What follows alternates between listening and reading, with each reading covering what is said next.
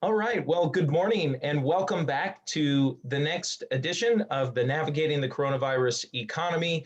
And as part of our series, one recent topic that has come up in conversation has been this idea of international expansion. And so I thank you again for tuning in. I'm Tom Dufour, CEO of Big Sky Franchise Team, and it is an honor and a privilege to have with us today Venus Barak, the CEO of FranGlobal, who will be giving us an overview and of how international franchising works, what's involved, what to be thinking about. Is your franchise ready for international franchising? And answering a lot of questions that you're going to have as it pertains to international franchising. So Venus, thank you for being here. Thank you so much, Tom. Very excited, and good evening from India. And I know it's really early morning for you, so I know we are in opposite time zones. So I'm glad that we could do this, and I'm looking forward for this. Thank you. Well, thank you. I am too. And one of the things is I was thinking about this, and we were figuring out the times to do this. I was thinking, well, we need to do this early morning or late in the day. This is when these meetings happen. This does not happen during, a 9 to 5 kind of a thing. That is correct. In fact, and so I'm in the India time zone, but my brands would, so I would start with Australian time zone, which is 5.5 hours ahead of me, and would end with Eastern time zone, and sometimes would start my day with Western time zone because it's, let's say, 6 p.m. in LA and it's 7:30 a.m. in India. So yes, so it's when you're in international development, you have to work your way around the time zone. Otherwise, there's no other option. I like it and enjoy it. Yeah, absolutely. Well, and I know that we had a conversation with a franchise company. I believe they're based in Taiwan earlier this week, and they were looking to come. They're considering expanding into the U.S. market. I'm not even for sure how we came connected with one another, but the call that our team had, I think it was 10:30 in the evening. It was 10:30 at night, and that's just because that's how when we could get everyone together. So I just think it's a really important thing for people to know that when you start expanding internationally, that it's you have to make some adjustments to your normal day and your normal time. Right, and Tom, if I can add on that, Please. since you mentioned that that how they even got to know about you. So this is one thing, and you and I, we have worked earlier under a similar a brand name called FranCorp. So my 14 years of experience in franchising, it demonstrates that franchising is a very well-connected community, definitely domestically and internationally, because eventually you end up knowing people. So that's one thing which I really enjoy working in the international franchising community and in franchising in general, that it is a very well connected community, and especially when you are in international development, you would have to work with local businesses, local brokers, local consultants. So I think the good thing is franchising is a very well-connected community, and that's what I really enjoy about it. Absolutely, yes. And I should have mentioned earlier to the audience, but Venus and I have known one another here for, goodness, 10, 12 years, for a long time, and have watched what you've been doing and had the honor and opportunity to present to some of your audience a few weeks ago. So thank you for that. And Venus, one of the things I guess companies are always thinking about as they're thinking of international franchising. How do they know if they're ready? What are there any tell-all signs that maybe international franchising could be a good fit? Sure. So that's a good way to start this conversation. Tom. And of course, as you can imagine, there are no set answers. So if I can start maybe giving a bit of a background about myself to your Please, audience, that would as be well as great. the organization I represent, and then I'll focus on the impact of American franchising across the world, and then maybe touching upon what you have mentioned, that how let's say a franchisor who is not internationally available right now should think about expanding or jumping the pond, as I say. So I'll start with introducing myself. So thank you so much, Tom. As Tom mentioned, my name is Barak, and I represent an organization as a CEO called FranGlobal. Now, FranGlobal is a market entry specialist firm. We are the largest market entry firm here in India and possibly in Asia. And our core business is to work with international brands and help them find the right strategy, structure, and eventually the right partner. As a lot of you would already know that over 90%, even 95% of international brands you see across the world are under some sort of a international, some sort of a master franchisee or master licensee structure. So that's our core business. But Fran Global is part of an organization. It's a holding company called Franchise India Holdings Limited. And that organization is a 23-year-old organization. It's Asia's largest franchise service company. And in India, Franchise India services over 90%, 80 to 90% franchise market through its four core businesses in consulting, which actually that's how I started with the company. That's how I know Tom, which is Fran Corp. So they're the master franchisee for Fran Corp. They run print business, so Entrepreneur, which is an American magazine. So they have the rights for India for publishing digital and events. Print media events. They do almost 600 franchise events every year, and of course brokerage. So we are a direct subsidiary of Franchise India and lead the international business development part predominantly in the franchising space. So that's who I am, and that's what I represent, and very excited to be here. Now, coming to the so how you should look at if somebody is looking at international development. So how should they structure their thinking? I think one thing which I'm sure you would know, Tom, you have worked with all bigger franchisors in the US, is that American brands and franchisors command the highest share of international franchising worldwide. So you guys are everywhere. So that's something which should comfort any brand which is looking at franchising. And these are all sorts of brands, starting from the largest marquee brands like McDonald's and Subways, who in most cases came to our markets 30, 35, 40 years back when our local franchising was not developed. So the world is dominated by American franchisors. In fact, in a majority of the markets, I mean, I would say 85% plus, maybe more. I mean, our markets don't have franchise specific regulations as well. So we are very much driven by, the practices which, we have. I mean, franchisors, franchisees have been kind of, it's very influenced by American franchising.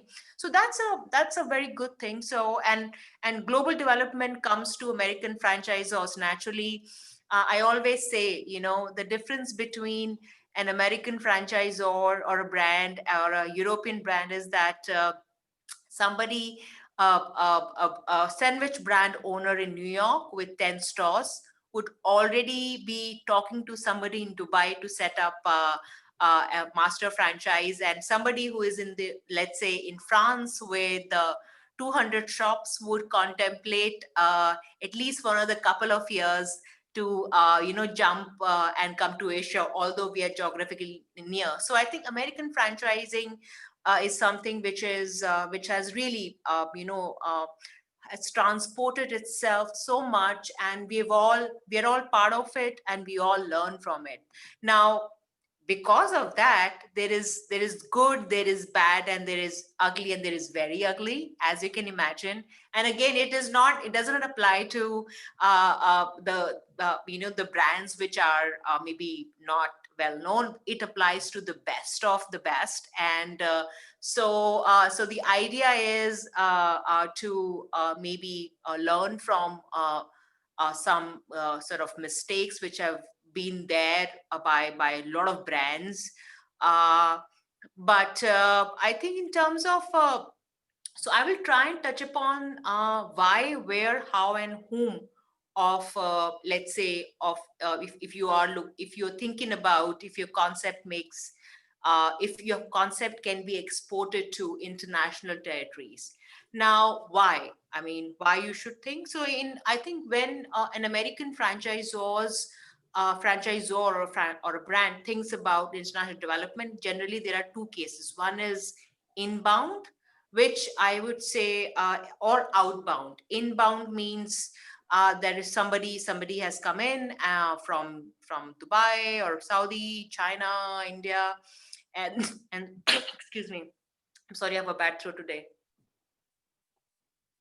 And then they would want to they would like the brand, and then they would want to explore if there are possibilities. So I would say majority of the chunk of international development is actually inbound for American brands, and in that case, so that's where a lot of opportunities arise, and that's where also a lot of potential sort of hazards also lies, because yes, you want to entertain that request, and you would want that infusion of cash, development of the brand, opening new store in new country. But uh, uh, previously, I would say now it's a different case. But if I look 10 years back, a lot of brands sort of did these deals, and it was a short-term solution. But master franchising, as a rule, as a lot of you would already know, is a long-term game. I mean, our contracts are generally 10 plus 10, 20 years. So you have to be able to evaluate the inbound interest carefully, so that your brand value increases and not decreases as you sort of start getting into international waters. Now, second is, of course, outbound. Now, outbound is when a company actively, proactively sort of evaluates and contemplates, and there can be a number of reasons behind that. One reason can be that the industry, the concept is growing globally, and there are big opportunities and bigger opportunities internationally. Second, of course, is uh, is the market fit, that there's a much better market fit, maybe sometimes bigger than the US. So outbound, and of course, third, of course, is outbound development is, in most cases, is by the mature franchise brands. So because they already have some sort of saturation in the domestic and North American development, and international development is something which is critical. They just cannot avoid it. So I would say the why of but apart from inbound and outbound, which again is part of the business, if you are running, as I mentioned, American brands are highly franchised across the world. If you have a concept, especially, I think one thing where if I have to just in my head calculate that America always leads in categories like food and beverage, service businesses, and fitness, and so on and so forth. And Europe typically leads in the lifestyle businesses. So if you especially these days, if you see, there are a lot of opportunities in concepts which really are able to evolve and thrive, combining the digital aspect of it. So you just evaluate if your brand would see a lot of, let's say, traction from the young audience in Asia, Middle East, to be to because you have a format which combines digital as well as physical. Lot of older, I don't want to use the word older, but a lot of American brands earlier had a very big physical play, which is you come in and you have to open a 5-10,000 square feet store. But those days are now changing. We all know that 50-60% of, maybe sometimes more, food is being delivered even with a large QSR brand. So I think if your brand does have that aspect kicked into it, and especially in service businesses, then you should evaluate a couple of markets in this part of the world. So that's the why. Now let's come to where. Uh, of course, where first, when sometimes when I speak to American brands and they'll say we are internationally available, and I'll say where, and they'll say Canada, and Puerto Rico. So for me, that is North America, and that's not international development. So international development, of course, is one is your side of geography, which is your North America, maybe of course South America. Definitely, Mexico is a very big territory for a lot of American franchisors. But from my standpoint, I would be more. My exposure is towards once you take that decision and take that flight and land in Dubai or London, or Delhi or Singapore. So those are then your. I mean, I think if I have to go back historically, the I would say majority of the brands, when they, and it was again mostly inbound, because the development of Dubai Dubai is the next sort of location for them. There are almost 5,000 brands in the Gulf, and predominantly most of them are international brands under a master franchise structure. So that's a very attractive territory. It's not a very big, but it pays premium. Master franchising is the norm, and it's very structured. Supply chain is very organized there because everything is imported, 5% tax. So it's a very obvious market for an American brand to kind of sort of take a decision for. It's a much easier market to, I would say, start testing yourself, because of the way it is. And then of course then you and then you have Asia. I won't talk about Europe because Europe again, you would have a different strategy for Europe. And in Europe as well, you would have the UK and the rest of Europe separately. Europe also, you would have Western Europe and Eastern Europe. Eastern Europe, of course, is much closer to very young audience. A lot of people asking for American brands. Western Europe is different. And then, of course, you have Asia. And in Asia, you have South Asia, where we are two big markets, India and China. And then you have Southeast Asia, where there are great markets like Philippines. Philippines, again, is a very favorite market of mine. It's one of the most mature franchise markets in Asia, very much influenced, as you can imagine, by American brands, but have a very robust franchise industry by themselves. And of course, Malaysia, Singapore, Indonesia. It's a very vibrant market for American franchisors. I think you should critically look at where your brand is going to can actually scale. Unless you're a luxury brand, that's a different strategy. But these are different markets, so you cannot club whole of Asia into one pack. Those are the things which you really need to remember. And then on that note, I will come to the how part.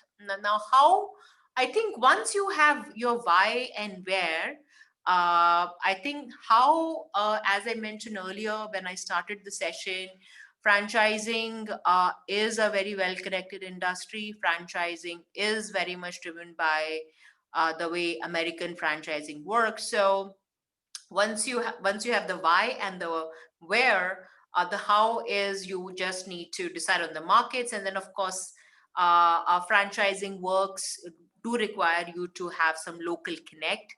So of course, every country in the world has its own franchising ecosystem.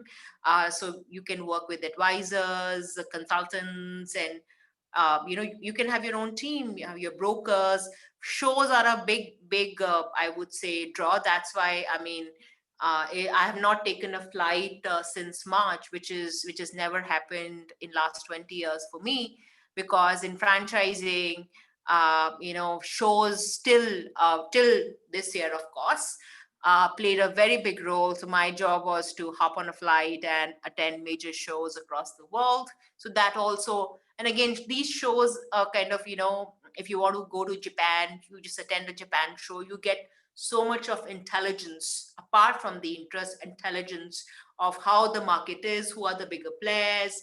So I think that's one thing. And of course, connecting with the local franchise specific marketing and media. So the how actually, in my case, I think in my understanding is still is your choice how intensely you want to do, or how passively or actively you want to do. Those resources are available across the world. To the smallest of the country, there would be a franchise ecosystem, and that's what I love about this business. And then of course, the last part is with whom. Now that again is to Tom, as you can imagine, it's not easy. Even if it is inbound, even if you have the guy, okay, I want your brand, I want to do business with you, I want to bring you to, for example, India. Even then, you should. So I will just kind of touch upon my last point, Tom. Then I want you to ask me questions. Is I think in my experience, there are two kinds of businesses. One, of course, is the bigger sort of set of franchising, which is the retail. You can put F&B and everything else into it. And then you have service businesses, which do not require retail frontage, can be done from home, man in a van, all those businesses. So between these two businesses, we look for four sort of fits, if I may call them. So the first is strategic fit. You should be looking at, is this business strategic to this particular entity? I mean, do they actually have the capacity? Or is it just an interest? Strategic fit. Then second is, of course, financial fit. Every master franchise, irrespective of its category, does require a lot of cash infusion, especially in the first 3 years. So you need to have the financial fit, not just the initial fee, please, but the guy has to set up a team, supply chain, operations, and all those things, sub franchise, and so forth. So financial fit. Third is operational fit. Of course, if you have somebody who already is operating, for example, a chain of schools, and then they acquire your chain of preschools, it will be much better operationally. But it's not a prerequisite, but it would, if you're really looking at a partnership, you should evaluate the prospect operationally as well. And fourth is sales and marketing, because I have seen, I mean, I can't even count how many deals which and again, some of them I have done myself, where we had the brand, we had the prospect, everything went well, training, everything gone ahead, opened 4 or 5 stores, but they are not by their sort of DNA, not sales and marketing people. They would not they would not market to get sub franchisees, because they are comfortable sort of so I think sales and marketing is important. And last but not least, one point I want to touch base is, since I mentioned about service businesses, is that it is much, I don't want to use the word easier, but comparative to retail businesses, service businesses like cleaning businesses, professional services, business services, you would find a lot of traction on the deal side in these businesses. But and again, on the fit list, the financial fit is not the biggest priority, because these businesses do not require to set up large retail stores. But one thing I would sort of really would like to share is that if you are a service business, please evaluate your prospects on, can they sub-franchise? Can they sub-franchise? Because that's the deal breaker. Generally, you would give them and they won't do anything for 5 years, and your brand already is back to where it started off. So service businesses are easier to get started, but the biggest constraint I've seen is, because you don't require that financial sort of big millions of dollars of opening store and buying equipment.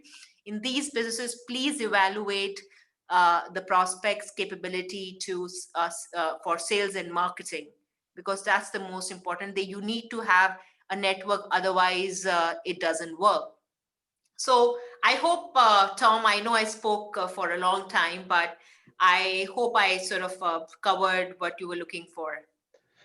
Absolutely. You had a nice outline that was perfect, much better than the questions I would have been able to ask in a concise manner. So this was excellent. Thank you. And Venus, a question for you that I have as a follow-up to some of the points. I was writing some things down as you were speaking. One of the things that came up is, especially for the brand that's coming, as you described, really expanding outside of North America. When an American brand or just a North American brand is expanding into across an ocean, or maybe even to South America, but especially overseas, what I guess a lot of times people say, well, how do I know I'm ready, or what are international buyers maybe looking for? Could you maybe talk to what that international buyer might be looking for as they're going through it? And then as a follow-up to that, just what some of the expectations are for ongoing support from a franchisor overseas. Okay, so that's a good question. And in my business, I represent a lot of business families. I think the master franchisee, it really depends on where who they are and where they're coming from. So I'm sorry, I'm getting, your question was what master franchise looking for, right? I don't. Yes. So I started with a question and then it kind of morphed. So I'll re-say it again because I was not very clear. So the first question is for a master franchisee that's operating, as you had mentioned, maybe in Delhi or Dubai or in Europe somewhere, what general trends or what general preferences do you see these master franchise buyers, what are they looking for in a brand that's coming over? I got that. Let's attack this first. So master franchisee also are of different kinds. In some cases, a lot of case, and not just some, quite a bit of cases, people are chasing trends. People are chasing, okay, right now there's a trend to get bubble tea. Let's get this bubble tea brand. Right now there's this trend to get yogurt. Let's get these yogurt brands. So there are trend hunters and chasers which are there. So you would find them and they will buy the brand. But in most cases, yes, you will get the fee. You will get a couple of stores as well. But in 3 to 4 years, you would have to get the contract back or get another buyer. But these are there. It's good. I think it's a good way to test the market. Again, I'm not judging anything. in this business, one thing I've learned is you never judge. Okay, so there are these trend sort of chasers which are there, and the second, of course, is two kinds. One, and again, you have to accordingly evaluate yourself. One is the existing operator, which everyone wants. See that? So they are on everybody's list, and this happens with every country. So there's a list of about 50 odd operators in every country who are already are existing master franchisees. So they have done all the hard work in the last 20-30 years, and they still want to acquire brands, but they negotiate very hard. And so you got to be ready if you want to work with them. But you should know that everybody wants to work with them, and they have proven their bet in last 30 years. They have paid millions and millions of dollars to different brands, and they have large scale. If you want to work with them, then you need to be very you need to be ready to be able to understand that they're not going to act like the new guy, right? Mm. But they are the ones. If you become part of their stable, then you because they already they know everything about what needs to be known to enter and execute a brand. So there's so their deal. So there are trend chasers, and then you have these existing large uh, master franchisees, and these are the guys who everybody wants to partner, and but not everybody can partner. But of course, they're always open. So that's one. And third, of course, which right now, especially in our markets, is the most upcoming, which is the second, third, fourth generation of large and mid-sized enterprises. Mm. And most of these guys have studied in the US and have come back, joined their family businesses, and the family has put together a fund for diversification, and then they would want to acquire a respectable brand which can help them diversify and then eventually scale and give cash flows to the next generation for 5, 10, 15 years. At the end of the day, what you really want is what master franchise is looking for. uh, I think if I have to, again, it's not in specific order, but one is reputation and credibility. Mm. That's what, if you want to work with the top guys or reputed business families, which I hopefully would expect that you do. One is definitely reputation. They would evaluate your credibility and reputation. Second, they would want, and this has now become a deal breaker in our part of the world, is there used to be days when this is about 15-20 years back, when American brands used to decide, okay, we'll come in, we'll charge this fees. You will have to come to training for 3 months, and then you will have to import everything from US or whatever we want to, and it's going to be our ticket size, is going to be our rules. But not I. So that's so if you are not flexible, so now the master franchisee all did those things, but master franchisee today wants, not wants, it's needed. It's not a want, it's actually a need of the market, that the franchisor is open, that the market which they're exporting their brand to has its own DNA, has its own specificity. So you have to be flexible in terms of how you want to present your brand, both in terms of your format, your menu, your pricing, your sourcing. So the master franchisee would want that you incorporate the local elements while retaining your brand DNA. Nobody wants to, really mess up your core DNA and your core business. For example, when McDonald's entered India, this is in early to mid 90s. Even at that time, they knew that they cannot sell beef burgers, which is their core business. So at that time, they completely re-engineered the product So and the supply chain. So McDonald's, you'll be surprised to a lot of you if you have not visited India, does not serve the original cheeseburger. It is actually the biggest seller is a potato patty burger, which when they started was only what 35 cents. But again, at that time they taught Indian people how to actually eat burgers and how to make it part of their lifestyle. So McDonald's did that and build a brand around it. So I think the flexibility and that foresight is definitely expected, or a master franchisee look for in a brand. And then I think I think that I covered that. Anything you would want to ask me extra on this? Maybe I'm losing No, my chain of thought.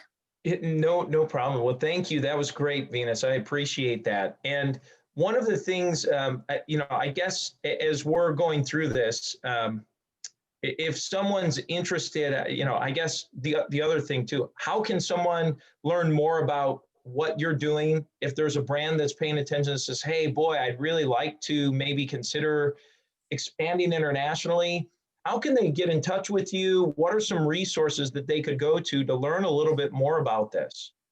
Well, of course, there is international franchising literature available, but if you'd want to speak with me or my firm, you can reach franglobal.com, or you can email me at venus@franchiseindia.net. I'm also available on LinkedIn. I think a lot of people are now connected on LinkedIn. So just type my name, Venus Barak, and you should be able to find me. There are not many Venus Baraks in the world. Mhm. Well, that's great. Well, and Venus, as we're going through this, are there other points or other things you'd like to make sure you get across before we close out today? Um, I think we did try and covered a lot. I think one thing is as I mentioned in the beginning as well, American franchisors are already very ambitious, and I think they have shown, especially in our part of the world, what can be done with a brand. And I think if you want, but I think one thing which I want to share is that the times have changed. The times which were 20 years, 30 years back, when our industries were not as as let's say big or out there. For example, right now in India, we have over 6,000 franchise systems. I mean, it never. So it's and we have over 160,000 franchisees, maybe more. I may be missing something. So our markets over the period of time have developed, which wasn't the case when the big brands, big boys came to our markets. So when you now come to let's say Asia, Middle East, there's already a lot of development which has already happened. Technology, of course, as you would have heard, and you would have kind of sensed in the media, that our markets adapt to technology much faster than, let's say, the Western world. So when you are looking at your concept, you know that you will be interacting with a very technology savvy population. So you should already be aware about that. But at the end of the day, people buy brands, and if you are confident about your brand and your business, you should definitely look into it. Well, that's a great closing point to bring up that internationally, the local market competition has improved significantly, as you've said, over the last 10, 20, 30 years, where the local home country of whether it's India or China or Australia or other parts of any international market, the domestic brands that are expanding there are competition, and they're very competitive. And so it's not just come in with an American brand and it just works. That's not how it works. It's competitive. And so you've got to bring your best, put your best foot forward. That is correct. I mean, American franchisors have taught us, so, but we have caught up quite well. Great. Well, Venus, thank you so much for being here, sharing your wisdom and your information and knowledge to share with the audience. We will be rebroadcasting this and posting this as a replay as well to go out to the whole audience here. So thank you again for being here on an evening and giving us your time. I really, really appreciate that. Thank you. Thank you so much, Tom, for having me, and you have a good day. All right. Thank you. You too. Take care. Take care. Bye-bye.